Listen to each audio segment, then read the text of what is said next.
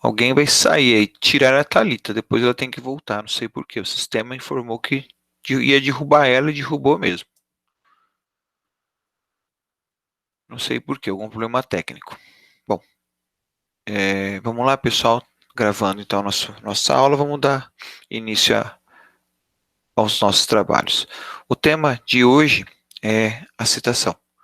Então a gente começa falando de citação, já trazendo dela um conceito, que é o conceito legal de citação, né? Citação está lá no 238, que fala para nós, é o ato pelo qual são convocados o réu, ou executado, ou o interessado para integrar a relação processual. Então, é muito importante a gente lembrar que citação, então, é quando eu vou trazer, isso eu mencionei para vocês logo na primeira aula, citação é como eu vou trazer, principalmente nesse processo de conhecimento que nós estamos estudando aqui, o réu. Eu já posso falar também do interessado, que a gente já estudou intervenção de terceiros. A figura do executado fica aí para o, acho que no sexto semestre que vocês vão estudar execução, ok? Então, lembrando sempre, citação é para trazer o réu, né? E o que eu expliquei no começo do semestre, a gente traz o réu para que ele, querendo, ofereça resposta. E aí a gente já faz um meio campo com intimação, que é muito parecido, né, a função. Enquanto a citação é para o réu, a intimação é para qualquer pessoa, tanto para o autor, quanto para o réu, quanto uma pessoa que não participa do processo, eles podem ser intimados. A citação é para que o réu ofereça defesa.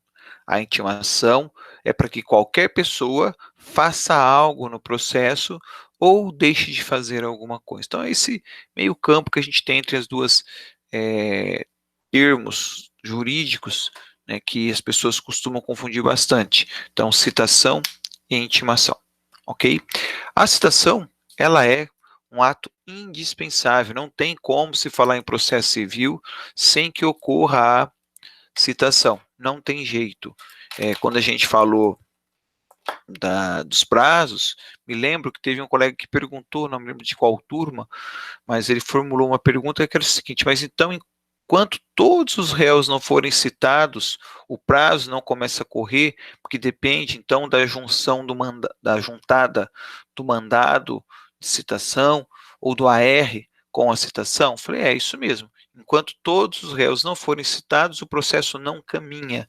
Por isso que a gente fala, quanto mais réus tem no processo, mais complexo vai ficar, mais demorado vai ser esse processo, ok? Então, não tem como a gente falar em processo sem que tenha a citação de todo mundo nessa relação jurídica, ok? Então, ela é um ato indispensável, é obrigatório em todos eles. Então, o processo ele pode deixar de ter audiência.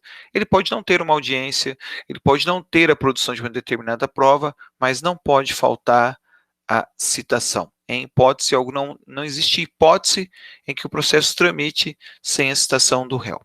Ok? Essa citação ela é um ato personalíssimo, pessoal, só pode ser feito na pessoa do réu. Ok? O artigo 242 fala também do representante, mas o representante, como o próprio nome fala, representa a figura do réu. É como se eu fizesse a citação na pessoa do réu. Então, não pode o pai, não pode a mãe, não pode uma terceira pessoa receber. Se uma terceira pessoa receber a citação, significa que a citação não aconteceu. A citação não é válida. Ah, professor, mas eu tenho 19 anos, moro com meu pai e com a minha mãe. Eles receberam, não tem validade? Não, não tem validade. A citação só tem validade se feita na pessoa do réu. É claro que a gente está falando aqui da pessoalidade, mas a gente vai ter situações em que eu posso entregar a citação para o porteiro do condomínio, a citação pode ser feita por edital, mas sempre lembrando que ela é direcionada à pessoa do réu. E é claro que entregar para o porteiro do condomínio é uma exceção. Citação por edital, nós vamos ver ainda hoje que é a exceção das exceções. Então, o correto, o ideal, é que a citação seja entregue na mão da pessoa, do réu. Eu sempre, nos processos que eu cuido, eu zelo muito por essa questão de citação. Porque quem é a pessoa que tem que estar mais preocupado com a citação? O autor ou o réu? Por óbvio que é o autor. Porque se a citação não for válida, todo o trabalho que o autor teve vai por terra, vai se perder, porque vai chegar ao final a uma sentença, mas é uma sentença que não terá validade. E aí, mais uma vez, quanto mais réus tem no processo, mais difícil fica, porque pode passar desapercebido. Eu fui contratado há uns 15 anos atrás, 10 anos atrás, para atuar em um processo, e esse processo já tramitava há 6 anos esse processo. Aí eu peguei, analisei o processo antes de assumir o contrato, aí chamei o cliente e falei, olha, tem um problema no seu processo aqui. Já teve uma sentença, estava na fase de execução, seu processo não teve citação de um dos réus. Então, seu processo é nulo, eram 5 réus, mas um dos deles não tinha sido citado. Falei, ó, teu processo não tem menor condição de terminar bem. Falou, mas doutor, já se passaram 6 anos, já está na fase de execução, ninguém prestou atenção, ninguém viu isso. Falei, então, mas você vai perder esse processo. Ele falou, mas não tem como continuar. Falei, tem, a gente pode continuar, fazer vista grossa ao que aconteceu, só que você vai assinar um termo de responsabilidade comigo, dizendo que eu te alertei e eu te avisei do risco, senão eu não assumo o contrato. Assumi o contrato, trabalhei na execução por mais 6 anos. Então, quando o processo tinha lá 12 anos de tramitação, trocou, já tinha passado pelo processo 5 ou 6 juízes. Entrou um juiz novo e resolveu olhar tudo outra vez. Quando ele resolveu olhar tudo outra vez, o que os outros 5 juízes não tinham visto, ele viu, né, que faltava a citação de um réu. O resultado, anulou todo o processo. Teve que começar tudo outra vez. Então, é indispensável a citação. E ela tem que ser feita na pessoa do réu. Senão, todo o trabalho feito será perdido. Perfeito?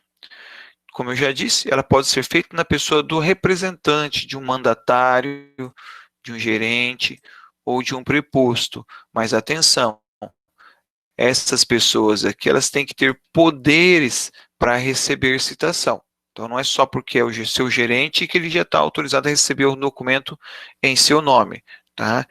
Então, esses representantes são pessoas que têm que ter uma documentação, algo que autorize eles, que dê poderes a ele para poder receber. Porque a gente às vezes olha a empresa e acha que tal pessoa tem poder. Não é, né?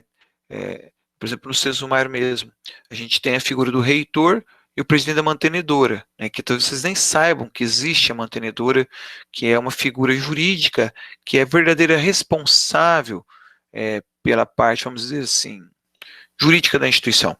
Então, quando tem processo, quem vai ter que ser citado não é o professor Wilson, que vocês tanto conhecem, e sim o professor Cláudio Ferdinandi, que vai ter como presidente da mantenedora, que responde por uma série de obrigações da instituição. Então, às vezes, o mais aparente juridicamente não seja quem responde por alguns atos. Não que o reitor não responde, responde sim, tem um monte de responsabilidade, mas para determinados tipos de processo, será necessário que a gente chame o presidente da mantenedora.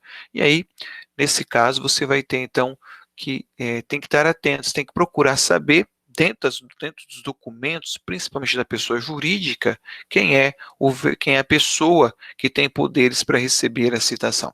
Perfeito? Continuando. Pode acontecer do réu comparecer espontaneamente ao processo. Ou seja, mesmo antes dele receber a citação, ele vai e comparece no processo.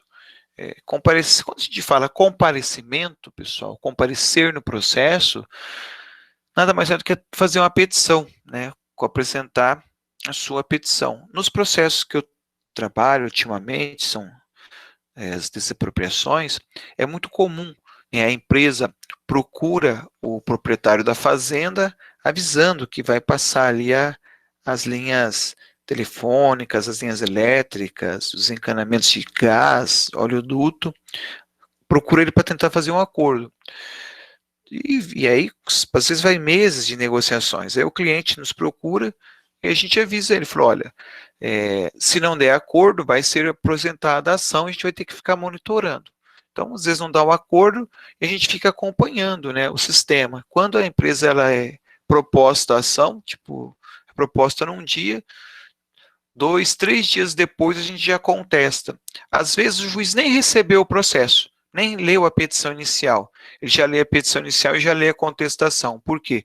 Porque a gente comparece espontaneamente, a gente vai participar do processo. Você fala, mas qual é a vantagem para o réu de contestar mais rápido? Ora, quanto mais rápido ele participar do processo, mais rápido também irá terminar esse processo. É claro que tudo é uma questão de estratégia, tem que verificar se é conveniente ou não naquele tipo de processo o comparecimento espontâneo.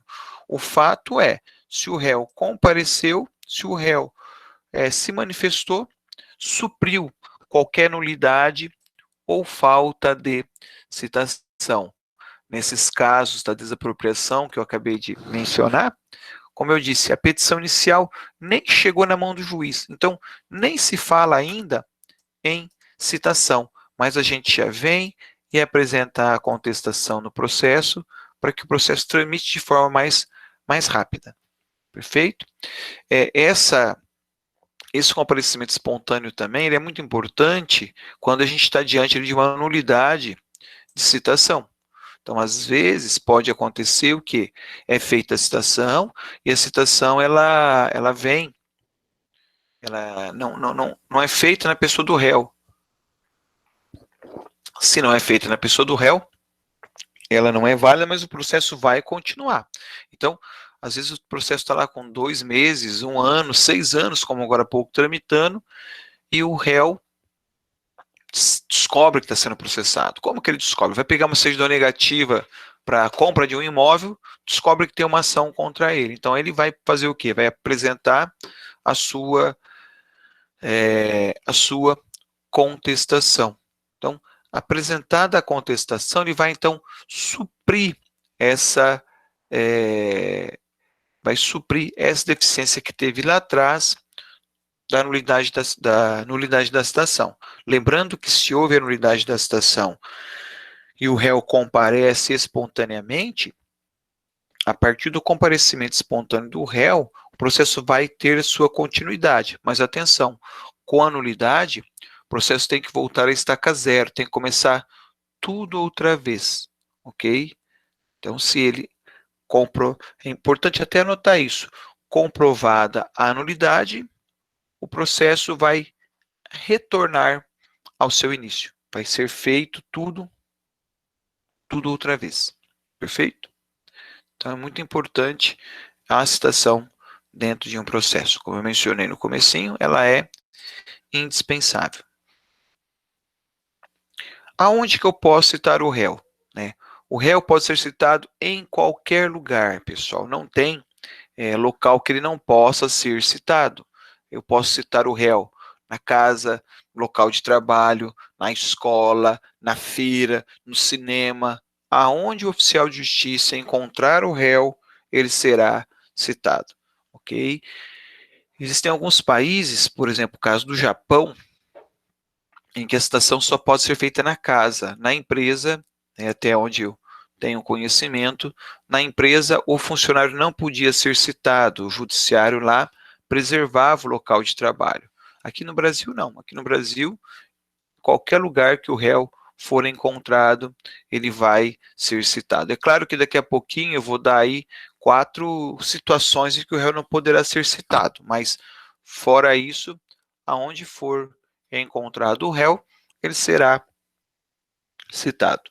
Perfeito? Tem um aspecto interessante que é a figura do militar.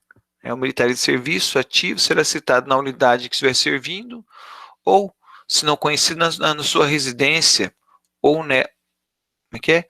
Se não for conhecido sua residência, ou nela não for encontrado. Então, o militar vai ser citado no seu local de trabalho, ele chama de caserna, né? Basta o oficial ir até ali, vai avisar o comandante e o comandante vai se encarregar de repassar o ato de citação para o réu. Mas é uma situação específica para os militares, né? Não sei por que o código teve essa preocupação com essa categoria especificamente, né? Sinceramente não consegui entender, a gente tem tanta categoria aí, mas ele resolveu trazer expressamente essa situação. Talvez me ocorre aqui agora em situação de guerra, alguma coisa nesse sentido. Mas, então, dando continuidade, é, o, o réu será citado em qualquer lugar. E a gente pode dizer que o militar também, né? Aonde ele for encontrado, ele também pode ser citado. Se ele não for encontrado na rua, né, o local de trabalho dele é a unidade em que ele está lotado. Então, ele pode ser citado ali no 4º Batalhão, por exemplo. Ok? Mas é importante lembrar que qualquer lugar a citação pode ser realizada. Não há, digamos assim, proibição de localidade. O que vai existir são situações em que a citação não poderá ser feita. Então, está lá no 244, não se fará a citação, salvo para evitar perecimento de direito. Então, vamos começar com esse perecimento de direito. O que é perecer o direito? É acabar o direito, terminar o direito. Então, se for, por exemplo, uma prescrição, está prescrevendo o direito, hoje é o último dia do prazo prescricional, posso citar o réu em qualquer lugar, né, lá na igreja, durante o velório da mãe, se é para evitar o perecimento, pode ser feito a qualquer momento. Mas atenção, se não for perecer o direito, se não for ali o último momento da citação, alguns eventos são respeitados. Um deles é lá o culto religioso. Então, não faria citação para quem estiver participando de um culto religioso. Então, a pessoa está lá na missa, está lá no culto, propriamente dito, está participando de uma macumba, vamos colocar aí. Então, qualquer culto religioso, a pessoa não poderá interromper o culto para ser citada. Então, o que o oficial teria que fazer em tese? Aguardar. Está tendo uma missa, o réu está lá dentro, fica lá fora aguardando, espera o término do culto, ok? Então, há que se respeitar o culto religioso. Também a citação respeita o falecimento, né, de parente próximo ali, cônjuge, companheiro, qualquer parente consanguíneo afim, na linha reta ou colateral até o 2º grau. Então, durante ali o período de 7 dias, a citação não vai poder acontecer. Vai ter que se respeitar esse período aí. Então, o oficial vai chegar na casa, então vai estar aquela tristeza muito grande na casa, alguém vai avisar certamente o oficial que houve ali o porquê de todo aquele momento, e a citação então vai ter que ser, ele vai ter que voltar, né, a hora que terminar esse período de 7 dias aí referente ao luto. Então, se respeita o luto, se respeita os cultos religiosos, também se respeita o casamento, né, dos noivos, em 3 dias, nos 3 primeiros dias do casamento. Então, durante os 3 primeiros dias, eles não poderão ser citados, né? Eu brinco muito que aqui seria casamento de pobre, né? Porque rico vai casar e vai ficar viajando aí uma semana, um mês, comemorando aí a lua de mel, né? O pobre, a gente brinca que ele casa na sexta-feira porque é mais barato, mas só viaja na segunda porque o pacote também é mais barato. Então, por isso que a gente brinca que nessas bodas há que se respeitar os 3 primeiros dias do casamento. Então, se a pessoa casou e não viajou, ficou por ali, o oficial for citar, vai ter que avisar também que houve essa situação aí para que a citação não aconteça. Óbvio que são situações extremas, raras. Eu aí, todos os meus anos da advocacia, nunca vi nenhuma dessas 3 situações acontecerem, né? Porque a quarta agora ela é mais, digamos assim, há mais chance de acontecer, que é quando o réu está em estado grave, está doente. Então o réu está lá na UTI. Óbvio que se ele está na UTI, se ele está em coma, óbvio que eu não vou ter como citar esse réu. Tem que esperar passar esse período, está lá hospitalizado com coronavírus, óbvio que eu não vou fazer a citação dele durante esse período, tem que aguardar o seu restabelecimento para que possa ser feita a citação. Lembrando, mais uma vez, que estas hipóteses, elas podem também ser ignoradas se for para evitar perecimento de direito, se for se tratar de último prazo prescricional, o réu poderá ser citado em qualquer condição que ele esteja, em qualquer local, até durante o casamento, para a cerimônia, para poder citar os réus, ok? Mas, como eu disse, são situações bastante extremas. Dando continuidade, né? Efeitos da citação. Isso aqui é muito importante a gente saber. A citação válida, ainda que ordenada por juiz incompetente, lembra da incompetência absoluta ou relativa? Mesmo que um juiz da criminal manda citar um divórcio, a citação está valendo.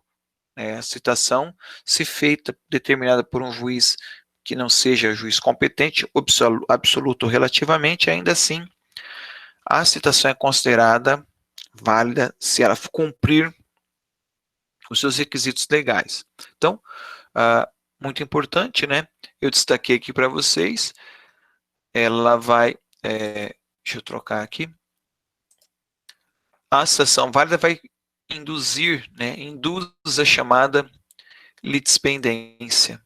Então, aqui a gente faz o fechamento, a gente estudou, né? Quando ocorre a litispendência? Quando eu tenho ações idênticas em trâmite. Quando que elas são idênticas? Mesmas partes, mesma causa de pedir e mesmo pedido.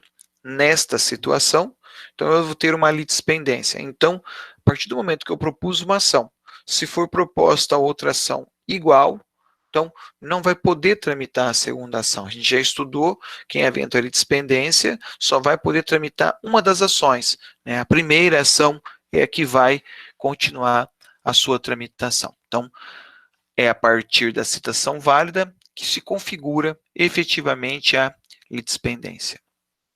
O segundo efeito, torna litigiosa a coisa.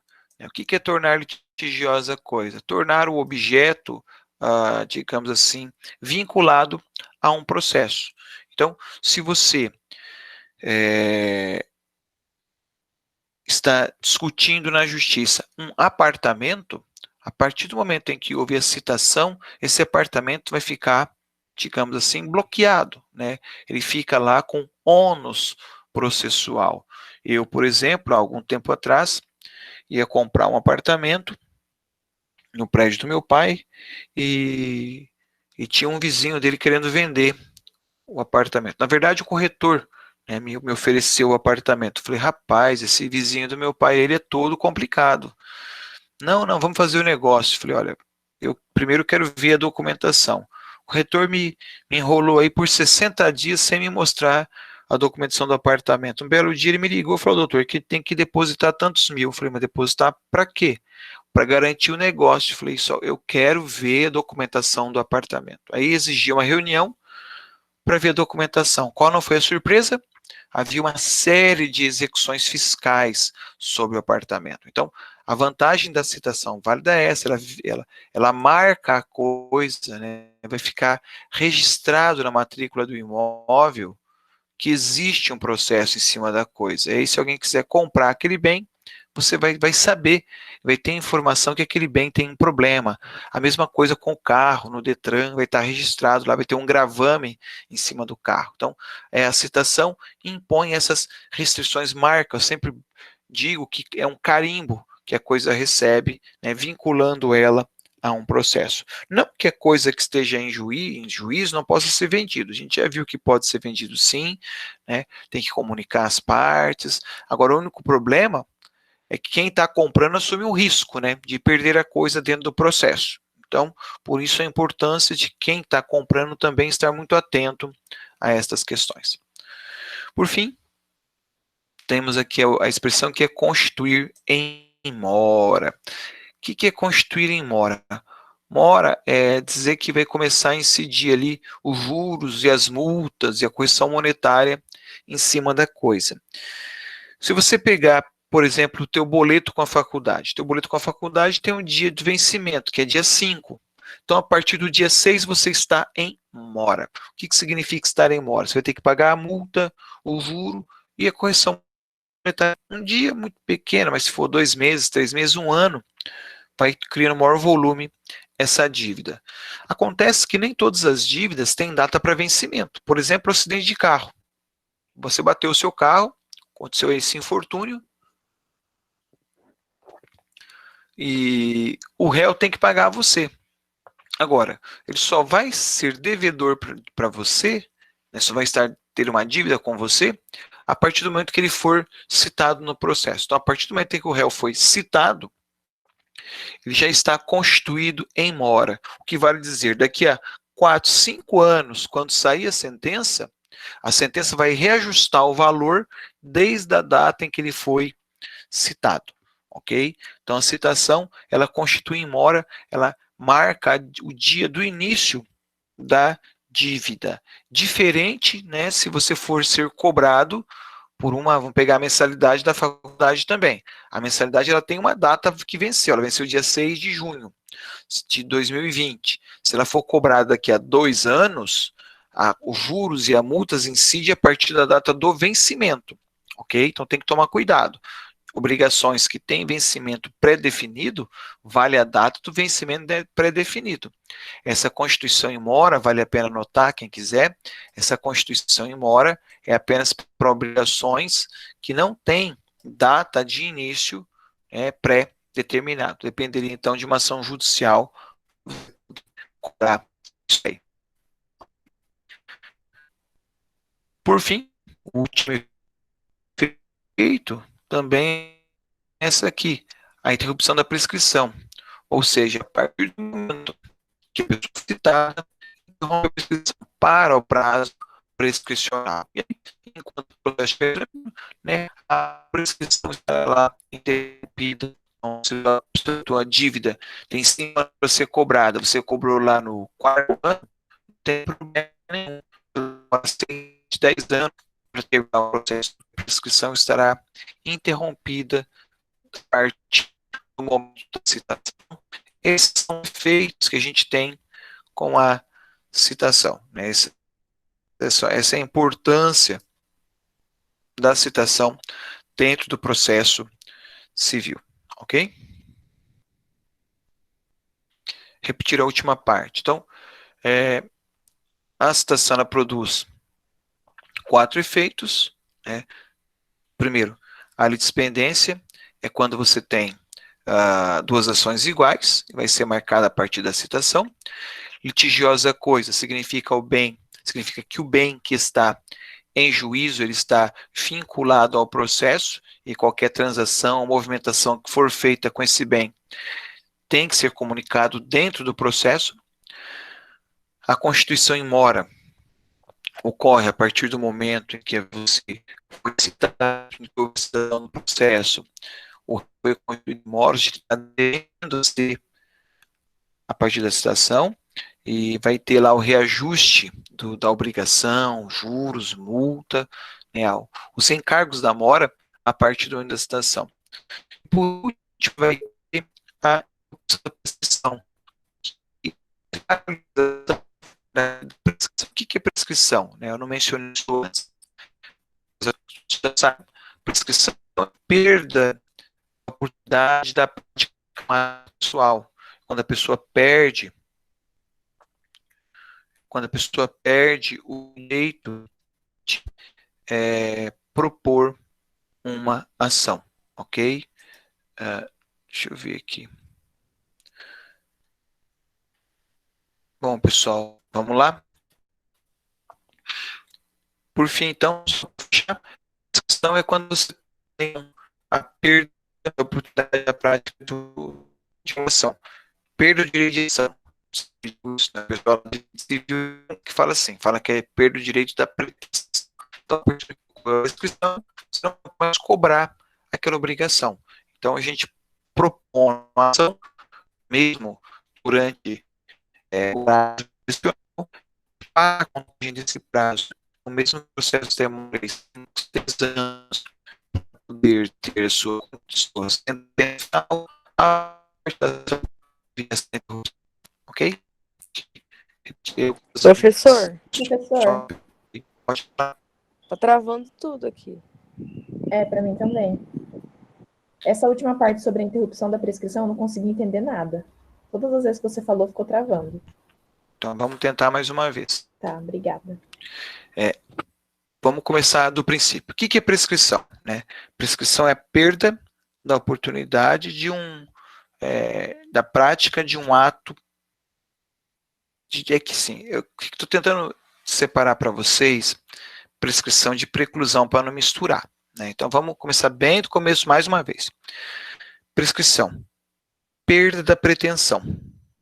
Significa que você não pode propor mais a ação. Significa que você não pode mais cumprir aquele assunto. Exemplo. Dívida. 5 anos para cobrar. É o que a lei civil estabelece. Se em 5 anos você não entrar com ação para receber aquela dívida, ou seja, a pessoa que deve para você não poderá mais ser cobrada na justiça. Isso é prescrição. Né? E eu tenho a preclusão, que é processual. Prescrição é matéria de direito civil. Preclusão é matéria de direito processual civil. Então, a gente esquece a prescrição, esquece a preclusão, prescrição é direito material. Então, a partir do momento em que você propôs a sua ação,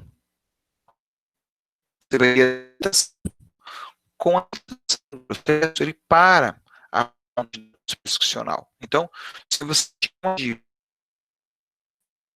está com 4 anos sem você propor ação, você propôs a ação, interrompe a sua prescrição.